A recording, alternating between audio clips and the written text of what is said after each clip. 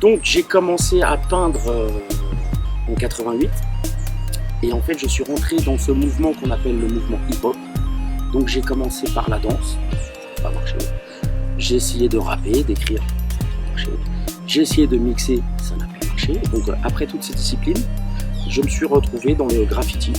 Et là ça m'a vraiment plu, c'est peut-être le côté anonyme qui m'a plu, et puis donc de dessiner, voilà, des fresques.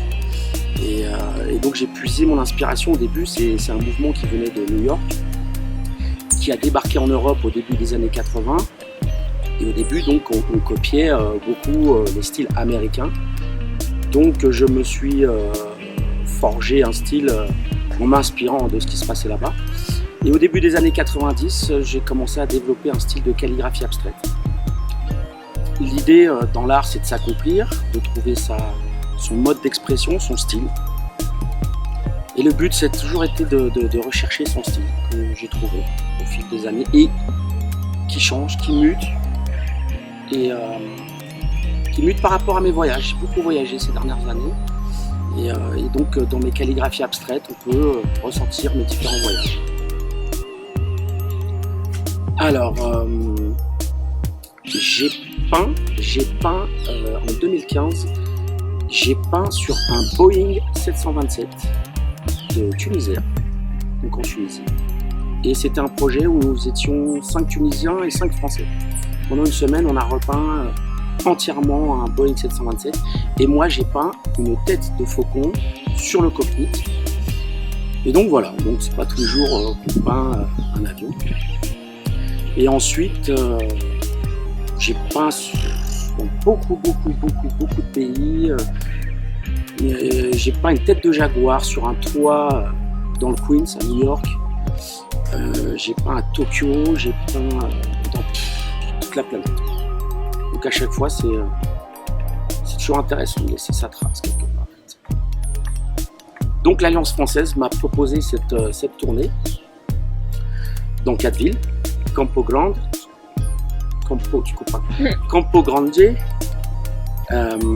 ici même donc Brasilia, Sao Paulo, et on finira par Rio. Et en fait, comme je peins des jaguars depuis quelques années, j'en peins sur toute la planète parce que c'est mon animal totem. J'aime beaucoup cet animal qui est mystérieux. Il y a une légende maya, parce que le jaguar, on peut retrouver le jaguar sur tout le continent sud-américain. Et donc chez les Mayas, il y a une légende qui dit que le soleil, quand il se couche, il se réincarne en jaguar. Parce que le jaguar a une activité nocturne. Et au petit matin, le soleil sort du jaguar pour retourner dans le ciel. Donc j'aime beaucoup cette métaphore. Et donc d'où mon intérêt pour cet animal mystérieux et magique. Et donc je suis en contact un petit peu sur Instagram, tout ça, avec des organismes qui protège cet animal, qui l'identifie, et notamment un organisme qui s'appelle Jaguar ID Project, donc qui identifie et répertorie les jaguars en liberté dans le Pantanal. Et ils m'ont invité, donc au début de ma tournée, j'ai pris 5 jours pour aller dans la jungle et observer et espérer voir au moins un jaguar en totale liberté, et ce qui s'est réalisé. Et un jour, à 5h du matin, donc on est parti, et un jaguar, un petit jaguar, une petite femelle de 2 ans, a sauté devant nous, s'est caché et est revenu et nous a observés. Il y avait un bon photographe avec moi qui a pris un cliché de cette petite femelle et l'a envoyé directement à Jaguar ID Project, et qui s'est rendu compte qu'elle n'avait jamais été répertoriée, jamais vue. Une petite femelle de 2 ans. Et donc ce qui est fait maintenant. Et ils m'ont fait l'immense honneur de me laisser choisir le nom de cette petite femelle. Et j'ai souhaité qu'elle s'appelle Frida, en honneur à Frida Kahlo. Donc maintenant, il y a une petite femelle qui s'appelle Frida, qui est en totale liberté et qui est préservée dans le Pantanal, dans la jungle.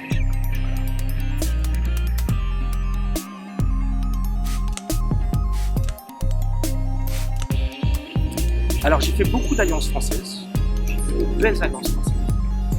Et où nous nous trouvons aujourd'hui à Brasilia, franchement c'est un sacré coup de cœur. Je la trouve très belle, donc, voilà, l'architecture de Niemeyer, mélangé avec de la végétation, hyper bien entretenue. C'est un contexte vraiment magnifique, voilà, avec des oiseaux. Voilà, mon jaguar va vraiment être heureux ici. Et puis comme on peut voir derrière moi, l'architecture de Niemeyer et la végétation qui vient un peu dessus, c'est un peu comme les temples de Angkor, si vous voyez ce que je veux dire. C'est magique. Donc pour moi, gros coup de cœur cette alliance. Je crois que c'est une des plus belles que j'ai vues, vraiment, si ce n'est la plus belle.